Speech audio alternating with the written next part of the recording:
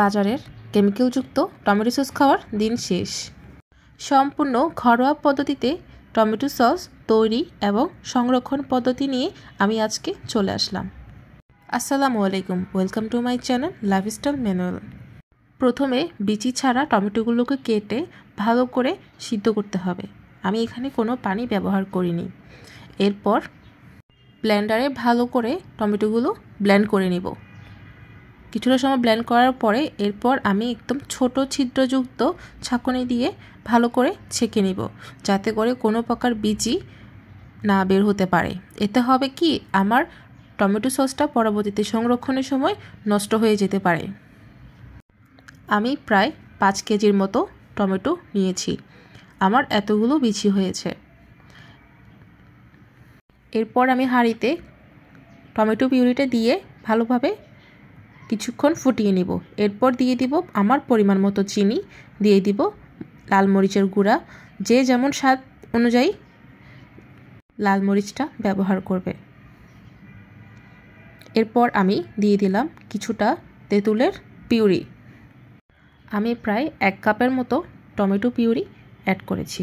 এরপর দিয়ে দিলাম আমার স্বাদ মতো লবণ। ভালো করে সবগুলো মিশ্রণ একসাথে মিক্স করে নিব।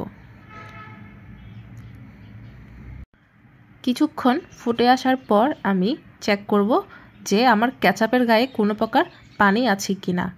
আমি প্লেটে নিয়ে দেখলাম খুব দ্রুত নেমে যাচ্ছে, তার মানে এখনও আমার পুরোপুরি হয়নি। তাই আমি আরও কিছুটা সময় ফুটিয়ে নিব, যাতে করে সকল পানিগুলো আরও কিছুটা শুকিয়ে যায়। এবার আমি অ্যাড করব এখানে 2 চামচের মতো কর্নফ্লাওয়ার গুঁড়ো। এবার বছর জুড়ে সংরক্ষণের জন্য আমি ব্যবহার করব সোডিয়াম বেনজয়েট। আমি 1/2 চামচ পরিমাণ সোডিয়াম বেনজয়েট ফুটন্ত গরম পানিতে মিক্স করে তারপর আমি এখানে ব্যবহার করেছি। এখন আমি আরও কিছুটা সময় জাল করে নিব। এরপর আবারও আমি চেক করে নিব আর কোনো প্রকার পানি আছে কিনা সসটিতে। দেখলাম আমার কোনো পানিই নেই। এরপর 1 কাপ পরিমাণের ভিনেগার অথবা সাদা সিরকা আমি ব্যবহার করেছি। কিছু সময় নেড়ে চেড়ে চুলাটা অফ করে দিব। তৈরি হয়ে গেল আমার টমেটো সস। আমার রেসিপি কেমন লাগলো আমাকে অবশ্যই কমেন্ট করে জানাবেন। নতুন নতুন ভিডিও পেতে আমার চ্যানেলটি লাইক, কমেন্ট, শেয়ার করবেন। আসসালামু আলাইকুম।